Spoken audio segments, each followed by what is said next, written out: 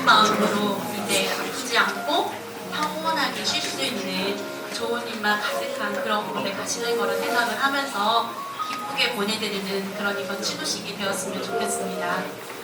지금부터 사람 사는 세상을 꿈꾼 고 김희원님의 추모식을 시작하겠습니다.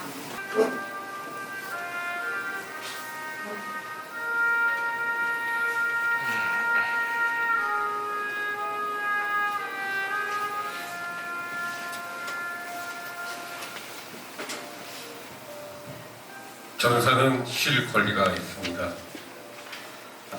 전쟁도 사랑을 막을 수는 없었습니다. 김 의원님은 한국전쟁이 아직 끝나지 않아 곳곳이 파괴되어 폐허로 남은 서울 삼청동에서 1952년 3월 19일 김은모님과 박정임님 사이에서 태어났습니다. 21살에 낳은 이남이녀의 장남이라고 유독 어머니 사랑을 많이 받았지만 여느 귀한 집 아이처럼 소극적이지 않고 활달하고 모험심 많은 아이였습니다. 다음은 고인을 드리는 추도사가 있겠습니다. 김 의원님은 민족문제연구소의 경기 동북부 지부 지부장으로서 14년간 민족문제연구소의 발전을 위해 열정적인 활동을 해오셨습니다. 노무현 대통령 돌아가셨을 때도 그걸 떠올라서 우리를 배신했구나. 그보다 더 슬픈 말은 없어요. 그러나 그 배신은 영원한 배신이 아닙니다. 그 뜻을 이어받으라는 뜻을 배신입니다.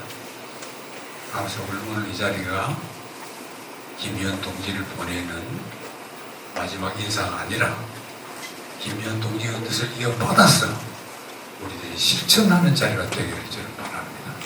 눈물 날 때는 눈물 조금 흘리셔도 괜찮은데 소속은 각자 자기 소속으로 닦으세요.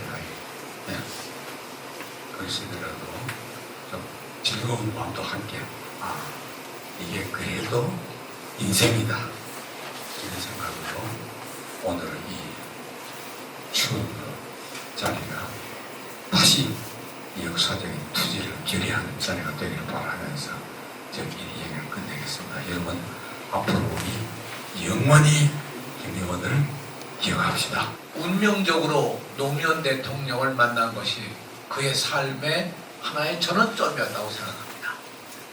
노무현 대통령이 탄핵받았을 때 탄핵하려고 했던 사람들에 대한 분노로 그의 삶이 시작이 돼서 끝날 때는 윤석열 탄핵을 위해서 마지막까지 외치다가 가셨죠. 지난 1월 23일에 공식적으로 이 땅에서의 삶을 김의원 선생님은 마쳤지만 님의 넋은 결코 끝난 것이 아니라고 생각합니다. 네, 대필로 1월 21일자로 페이북에 남긴 글이 이런 글입니다. 이제 패치님들의 글에 좋아요는 누를 수 없을 듯합니다. 하지만 긴 여행 중에도 패치님들 마음속 글은 제게 전해질 겁니다. 당분간 계정도 유지합니다. 기다리는 사람이 있기 때문입니다. 여러분으로 행복했습니다. 고맙습니다. 요새는 이제 예전에 저희 학생 때나 젊어서 데모하던 시절과는 달라서 이번에 이 윤석열 탄핵 데모라는 말 지금 쓰지 않지만 시위를 하면서도 굉장히 젊은 사람들이 즐겁게 축제처럼 하는 모습을 보았는데 이게 새로운 현상이고 우리 김의원 선생님은 이제 그런 그 모습을 훨씬 더 일찍 보여주셨다고 이렇게 생각을 합니다. 또 한 가지 제가 워낙 출신은 이제 의과대학 출신이기 때문에 김의원 선생님이 늘 아프다는 얘기를 오래전부터 노무현 시민학교 때부터도 사실은 아프다는 말을 들어왔던 것 같아요. 그러니까 죽음과 늘 대면하면서 함께 살아오고 계신 분이라고 할 수가 있습니다. 깨어있는 시민의 조직된 힘입니다. 이 화두를 잡고 노무현 재단도 만들고 노무현 시민학교를 만들어서 그 뜻을 이어가려는 많은 분들이 그야말로 운집할 정도로 매번 1기, 2기, 3기, 4기 노무현 시민학교 할 때마다 항상 하루 이틀 만에 정원을 넘치게 그렇게 찾아주셨고, 그 많은 분들이 그 뜻을 이어가려는 그 결속 역할을 김희원 회장님께서 자청해서 해주셨습니다. 김희원 회장님을 이렇게 오늘은 보내드리지만 여기서의 다짐이 또 새로운 일들을 많이 일궈낼 것이다, 그런 생각을 하면서 왔습니다. 친일 반민족 행위 청산에 대한 말씀을 주셨습니다. 우리 김희원 회장님께서는 지역 안에서 친일 반민족 행위를 청산하는 일의 중요성을 말씀하셨고, 저희가 할 수 있는 한 그들의 죄상을 밝히고 그 비석 앞에 죄상을 안내하는 안내문을 세우고 이렇게 해왔던 기억이 있습니다.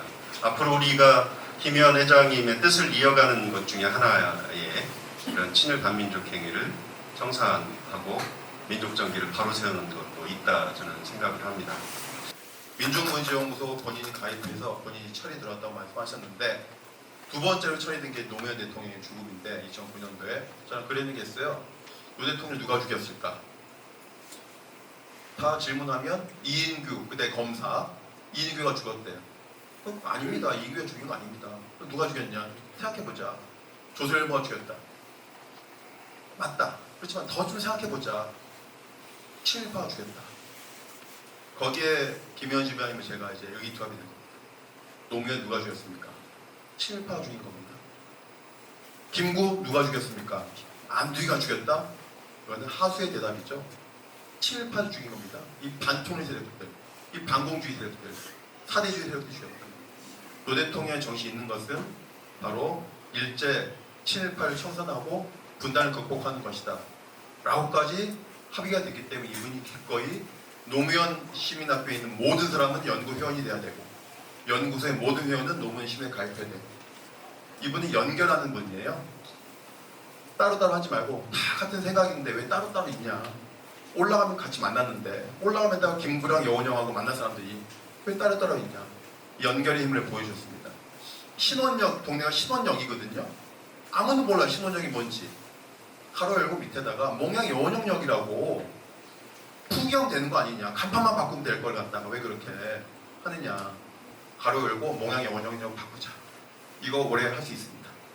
두 번째, 그 김건희가 그 휘어놓은 양평고속도로 원래 원안은 오빈역에 그게 IC가 생겨야 되거든요. 양평역 하나 전 오빈역에 그게 정미의병, 우리 그 유명한 사진 정미의병이 바로 오빈역에서 그 사진 찍은 거거든요. 그럼 오빈역 가로 열고 정미의병역 만들자.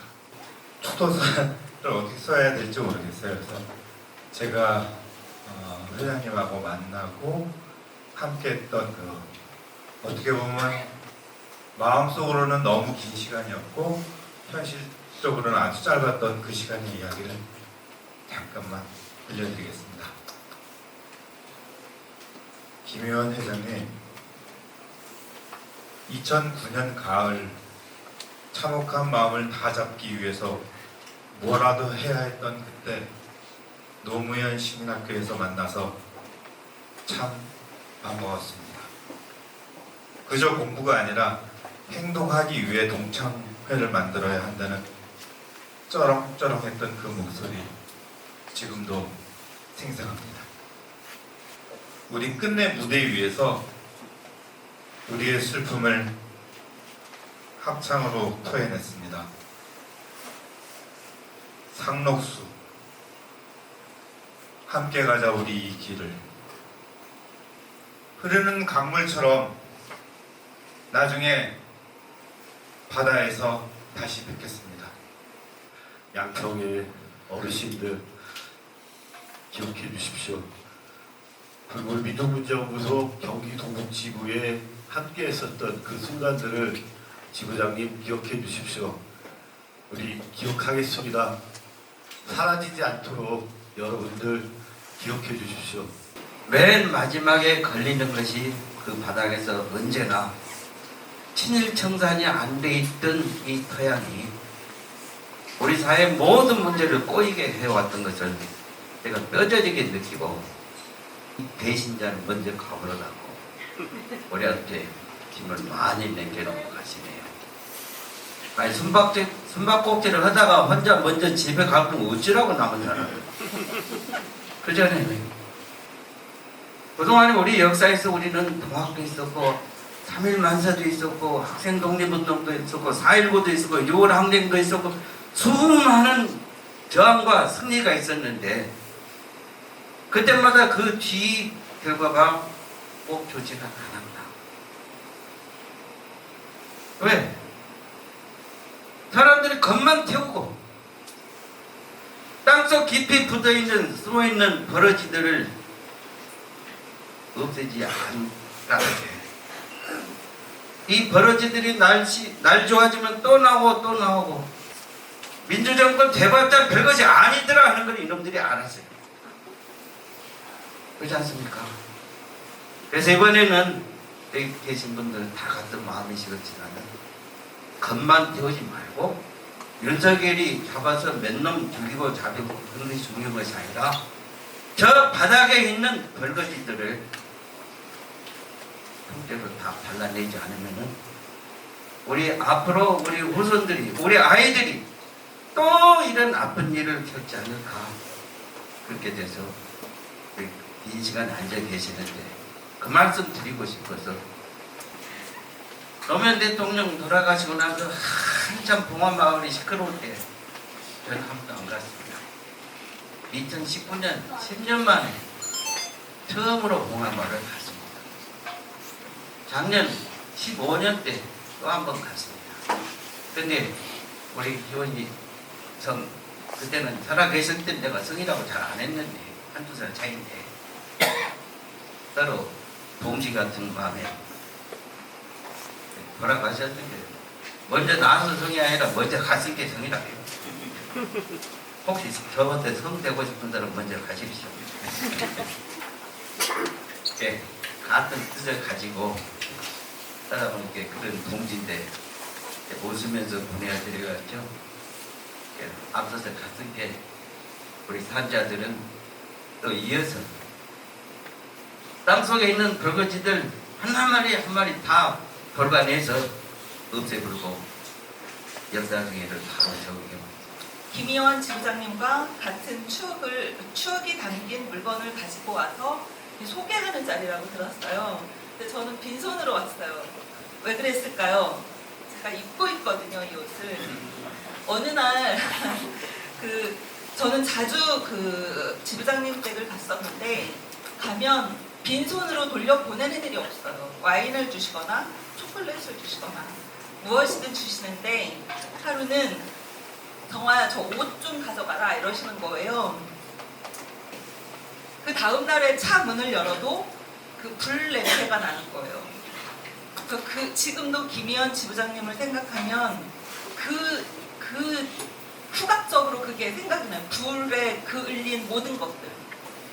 그래서 아마 그 영향으로 빨리 돌아가시지 않았나. 그래서 너무 가슴이 아픈데 오늘은 모처럼 이 옷을 여러 번 빨았는데도 불냄새 가시지 않았었거든요.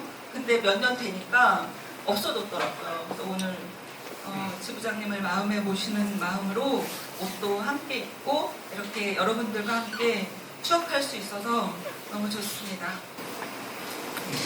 사람들에게는 국적은 미국이지만은 태어난 건 한국 사람이기 때문에 그렇죠. 고향에 대한 그런 어머니에 대한 그리움이 상당히 컸었거든요.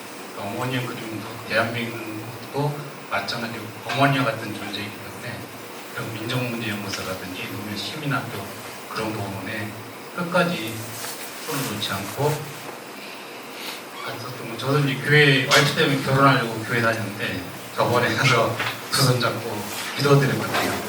그래서 조금 전에 방문기를 썼는데 천국에서도 이 자리를 보시고 기뻐하시라고.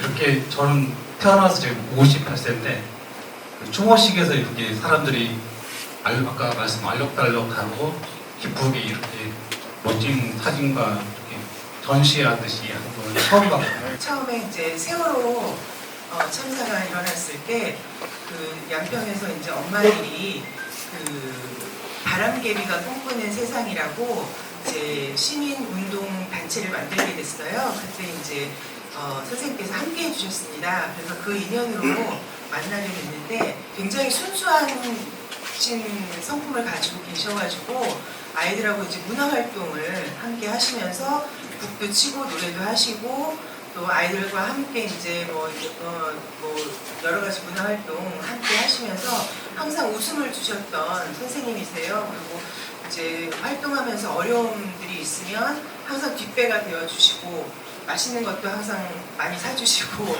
네 그렇게 저희들에게 든든한 힘이 되어 주셨던 선생님이셔가지고 김희원 선생님을 뵌 지는 한 10년이 좀 넘은 것 같습니다. 몽양 이운영 기념사업회에서 행사를 할 때면 항상 오셔서 밝은 모습으로 따뜻하게 이렇게 맞아주셨던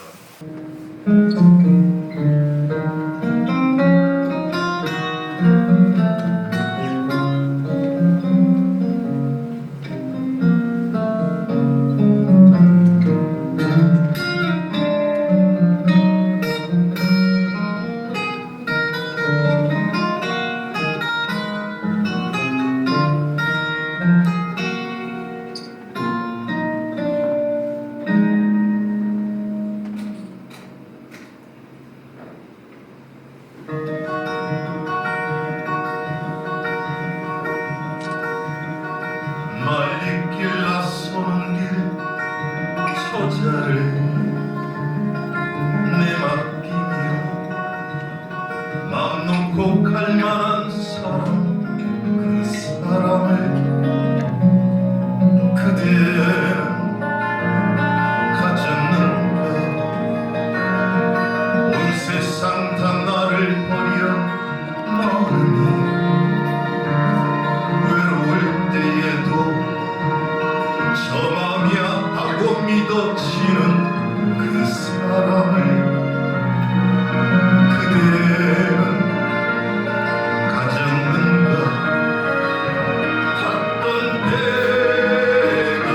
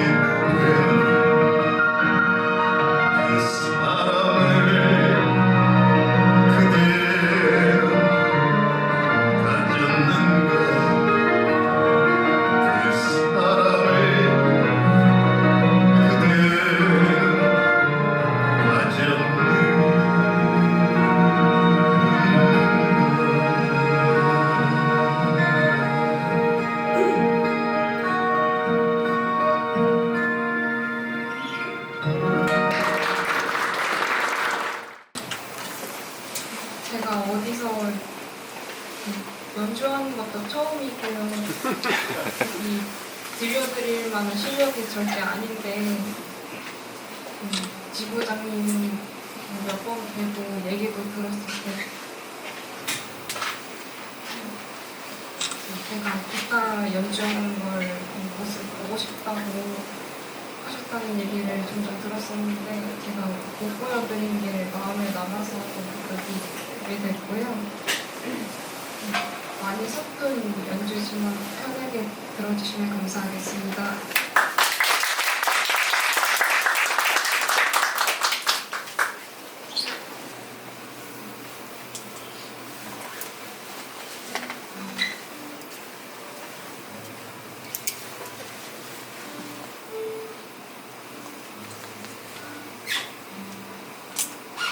제가 기억나는 유품 하나를 소개해드리겠습니다.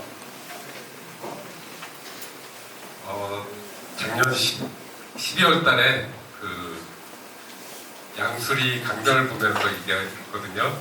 이건 많이 보셨죠? 그 회장님이 들고 다니셨던 선물 같은데 딸이 선물한 거랍니다. 그러면서 딸이 그랬대요. 그 아빠 돌아가시면 이거 한정판이니까 꼭 나한테 줘야 돼. 그런데 딸이 보란지 미난지 모르겠습니다. 보란지 알았는데 둘째 딸이라고 했는데 알고 보니 돌아간 첫째 딸이더라고요. 그래서 보라하고 미나 만나면은 도대체 누구 주기로 했어? 내가 꼭 물어보려고요. 이 도마는 양평 할아버지께서 저희 삼남매가 어렸을 때 직접 깎아서 만들어주신 도마입니다. 이 도마만 보면 할아버지 생각이 계속 나네요.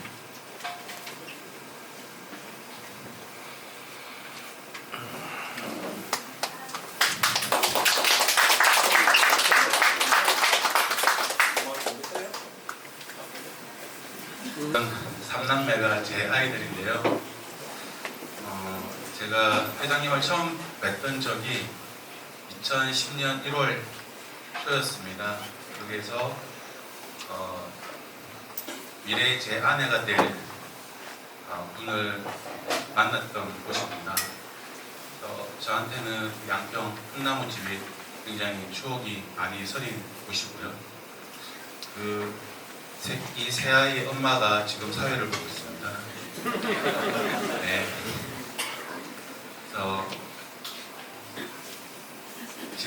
지난주에 화장을 하고 나서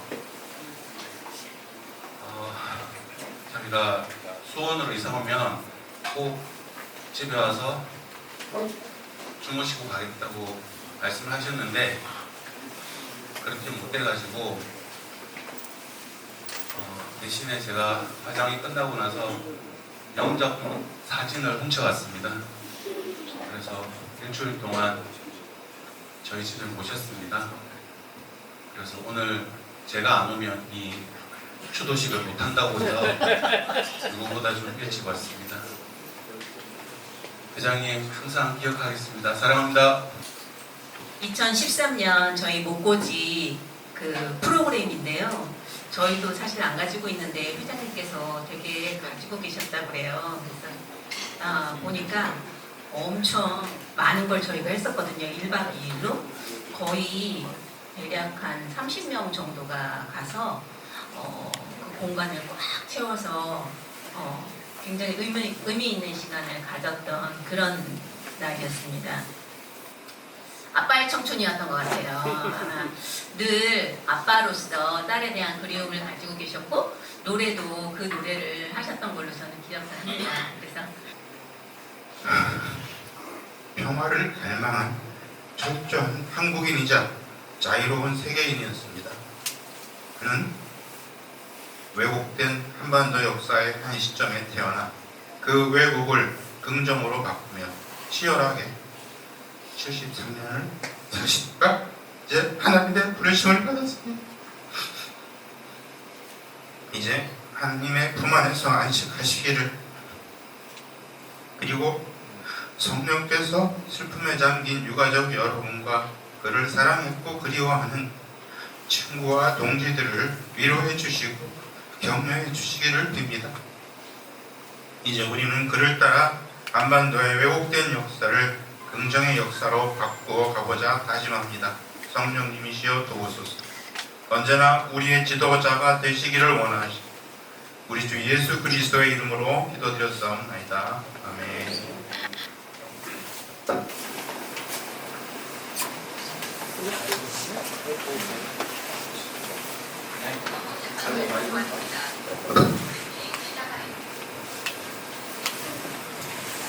안녕하세요. 저 막내 동생 김혜원입니다. 저한테 있어서 우리 형은 참 뭐라고 그럴까 낙천적 로맨티스트였습니다. 그런데 어느 날 갑자기 저한테 동학농민혁명에 대해서 이제 얘기를 하면서 1894년 무장 동학농민혁명의 무장 포고령이 있는데 그걸 한번 보라고 그러더라고요. 그래서 제가 아니 갑자기 이것도 무슨 소리인지 그랬는데 그 당시부터 저희 형은 그 민족주의 역사관이 뚜렷하게 박혀 있었다고 저는 생각을 합니다. 그래서 지금 이제 이곳에 남아 계신 우리 존경하는 선배님, 친구분들, 후배님들 모두 할 거 없이 저희 형의 뜻을 받들어서 이 모임을 좀 더 크고 그러고 실질적으로 좀 나가서 큰 목소리를 낼 수 있는 그러한 자리가 좀 확고하게 자리를 잡기를 바랍니다. 그리고 제가 유족으로서 형한테는 유서를 보면서 제가 느낀 건데 아이들 2딸 여기 데리고 와서 제가 미국에 가가지고 아이들 데리고 왔어요. 다 어디 있는지 알고 주소 다 아니까. 그래가지고 한번 양평에도 데리고 가고 아빠가 이런 거를 했다는 모습을 꼭 보여드리겠습니다. 제가 할 일이 그거라고 생각합니다. 감사합니다. 사랑합니다.